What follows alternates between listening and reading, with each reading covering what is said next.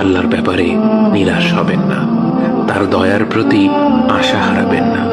যখন কোনো বান্দার জন্য দুনিয়া সংকীর্ণ হয়ে আসে, বিশেষ করে যখন আপনাকে মানুষ পরিত্যাগ করে, এবং বিশেষ করে এমন কেউ যার উপর আপনি আস্থা রাখতেন কিন্তু সে আপনাকে নিরাশ করেছে, সেই সময় জেনে রাখবেন যে আল্লাহ চাচ্ছেন আপনি তার শরণাপন্ন হন। এই পৃথিবীর সবচেয়ে সুখী মানুষ হচ্ছে সে যে আল্লাহর দিকে তার মুখ ফেরায়। আল্লাহর ব্যাপারে নিরাশ হবেন না, তার দয়ার প্রতি আশা হারাবেন না।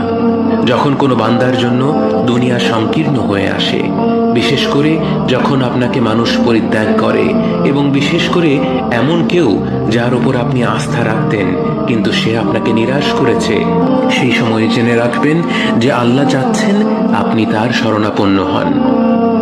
এই পৃথিবীর সবচেয়ে সুখী মানুষ হচ্ছে সে যে আল্লাহর দিকে তার মুখ ফেরায়।